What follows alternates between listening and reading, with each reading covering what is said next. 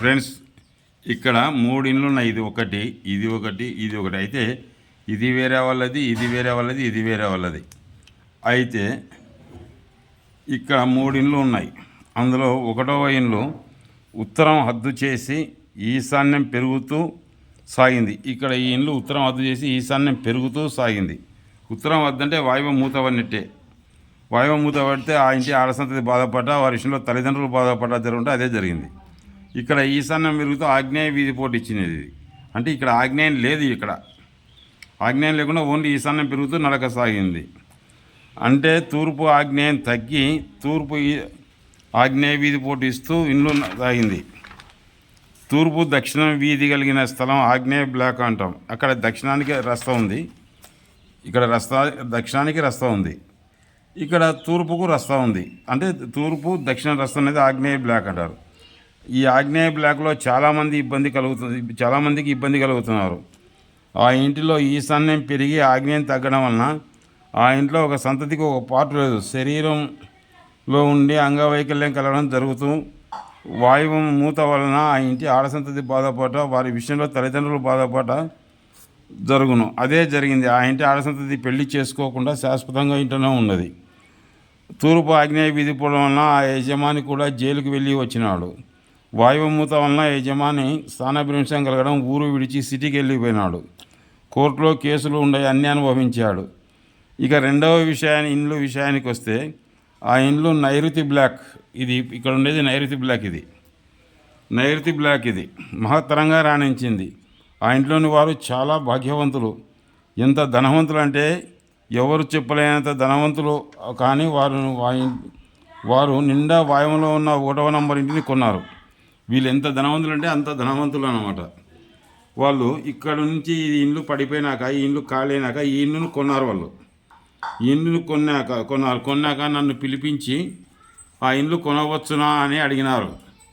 అది కొనకూడదు, ఆ ఇండ్లు మీ ఇంటికి వాయువంలో ఉన్నది, వద్దు అని చెప్పినాను. అంటే అది కొంటే మీకు అది కొన్నారనుకో, అది వాయువంలో ఇల్లు కొంటే మీ ఇల్లు నిండా ఆగ్నేయం అవుతుంది. వాయువం ఆగ్నేయం నడకలు చాలా ఇబ్బంది కలిగిస్తాయి, పడతారు, విశేషంగా నష్టపోతారని చెప్పి ఖచ్చితంగా వద్దని చెప్పినాను.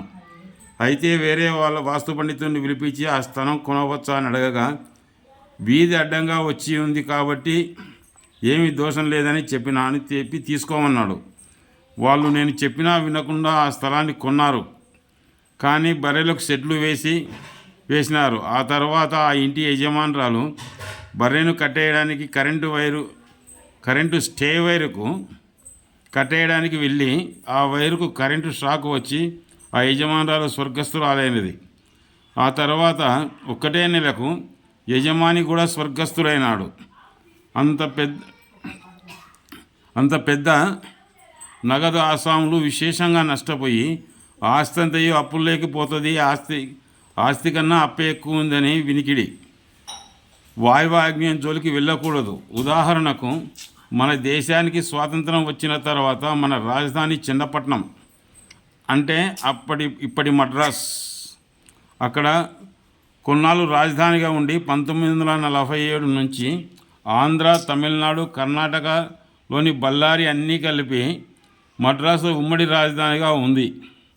1953 వరకు ఉమ్మడి రాజధానిగా ఉండి 1953 తేదీ వరకు, ఆ తర్వాత కొంతకాలానికి 6 సంవత్సరాల నుంచి మద్రాసు నుంచి ఆంధ్రప్రదేశ్ విడిపోయి 1953, అంటే కొంతకాలానికి 6 సంవత్సరాల తర్వాత మద్రాసు నుంచి విడిపోయి ఆంధ్రప్రదేశ్ 1953 అక్టోబర్ 1వ తేదీ నిండా వాయువానికి వచ్చి కర్నూలు రాజధానిగా ఆంధ్రప్రదేశ్ ప్రత్యేకంగా నిలిచింది. అంటే అక్కడ మద్రాసు నుంచి ఆగ్నేయం నుంచి వాయువానికి వచ్చి నిలిచింది. అయితే బళ్ళారిని భాషా ప్రతిపాదికన కర్ణాటకలో కలిసింది. అయితే మద్రాసు నుంచి నిండా వాయువంలోకి వచ్చిన రాజధాని కర్నూలులో నిలవలేక 1/11/1956లో ఈశాన్యంలోని హైదరాబాదుకు మార్చినారు. అక్కడ హైదరాబాదులో చాలా మంచి పేరు వచ్చింది. ఆ తర్వాత 2014 6/2 తేదీన తెలంగాణ నుంచి తెలంగాణ నుంచి ఆంధ్రప్రదేశ్ విడిపోయి నిండా ఆగ్నేయంలోని అమరావతికి మారింది. వాయువ ఆగ్నేయ దోషాల వలన కర్నూలులో నిలవలేక హైదరాబాద్కు మారింది.